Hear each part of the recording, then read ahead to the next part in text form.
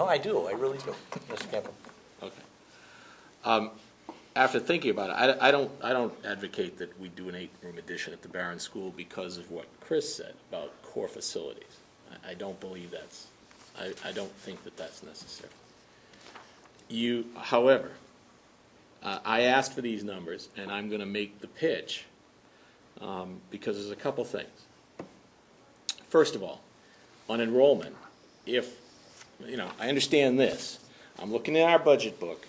We're going to drop nearly 300 from the current year, 250. Next year's projection, all right? Next year's projection for the budget we just submitted. Next year's projection for the Barron School was 317. Next year's projection for Lancaster was 277. And next year's projection for Hague is 209. 5 years from now, there'll be 250 less students. We will have emptied the equivalent of the Hague School plus, unless our projections are way off base. So what does that mean? That means if we renovate and then we lose 250 students, we're going to have one of 3 different scenarios. One is we could have some classrooms with some very, very low student-teacher ratios, which I'm not sure we can financially support. We're going to have some empty classrooms in some buildings that we've renovated, or we may end up closing this school after we've spent $5 million to fix it. Because I don't know that we're going to be able, if we drop 250 more students in 5 years, what does that mean for our operation?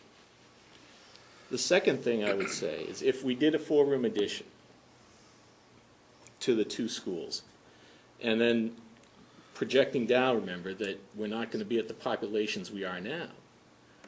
Those populations at, let's say, the Barron School, which is our largest, no, I'm sorry, the North Salem is largest now. Okay, North Salem right now, is we're projecting 364. North Salem has been up as high as 380 when you're in your days, Michael? Over 400. Over 400. If the Barron School, if we drop the percentage across the board, and then we're to focus on the issue of the numbers, if we were to drop the enrollment across the board that this projection is, that's in our budget book, and then I took those students at the Hague School and put them half and half, we'd be smaller than North Salem was at the time when he was principal. Now, so that's just, I want to look at that. The other thing I want to focus on, and Mrs. Corbett has advocated this from time to time, is the whole issue of educational opportunity. That's why I asked the questions about the library. That's why I asked the questions about the multi-purpose buildings. We are never going to be able to provide the students at the Hague School the library or the PE facilities that they would get at either of the other 2 buildings. We have beautiful new libraries at our 3 buildings that we renovated. And they have opportunities now in those schools, those students, for those library and those phys ed facilities. We're not going to be able to do that here. So if we want to talk about educational opportunities, then we need to reconsider where we're talking. Because I think that's a key point. If I go to, and so if I go to the Hague School parents, and I can be, the anonymous assassination columns in the newspaper can start gearing up, and I can be the target. But if I go to the Hague School parents and I say, okay, here's a proposal, and then I want to walk you through the library at the Barron School, and I want to take you into the gymnasium at the Barron School, and I want to show you the kind of facilities that this community has supported and built at those 2 schools, and say, we can't provide this to your student, this site isn't big enough, and we can't spend enough money to give you what this school has. But we can put you in that school for less capital dollars. We'll get back to that in a minute.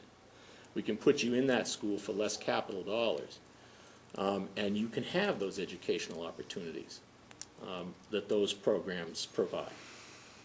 So I think there's an educational opportunity piece here. So I think there's two things, and then we talked about the capital costs, but then there's the whole operational piece in terms of operational flexibility. If we get that drop in enrollment that we're now looking at, with a 5-school system, we will have more flexibility than with 6 in terms of class sizing, providing a right size to staff, to students. So there's a piece there.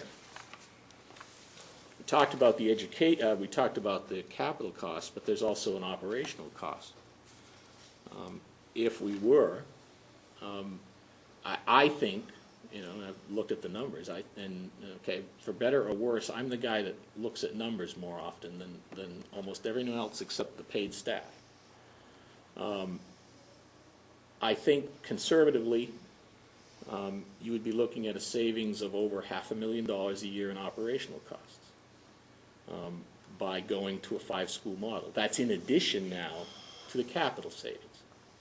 So now we're starting to talk some real numbers, because there is some level of operational cost savings basically in your central office piece, whether it's principal, secretary, custodian, guidance, nurse. There's a level of operational savings. And I just think that in this environment, I just think we can't just ignore that. And I think the key, frankly, is the enrollment numbers. We can't sit here and say if we lose 300 students in the next 5 years, that we then should, we're going to go ahead and renovate all of these schools. We're going to have all of these classrooms up to date, and we're going to have 300 less students 5 years from now than we're going to have today.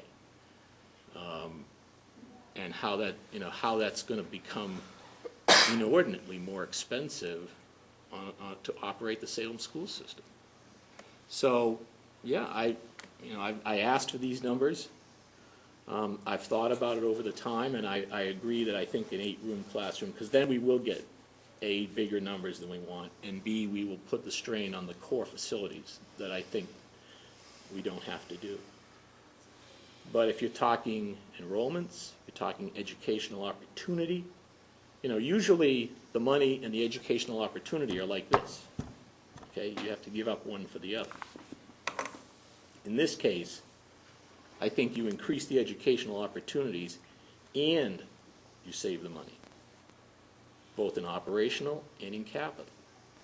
And we haven't, there'll be costs. The busing costs may be higher, right? To make 5 routes. I mean, we cover the same ground in the community, but I've thought about issues of transportation.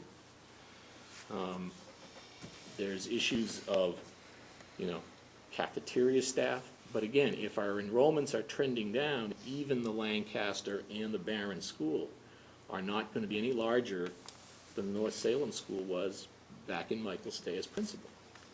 And it really is the enrollment numbers, and we need to think about that. So I'm an advocate, put me down. I'm an advocate for really looking at that, because now I can probably, now that I have the numbers, I'm going to go back and run them again.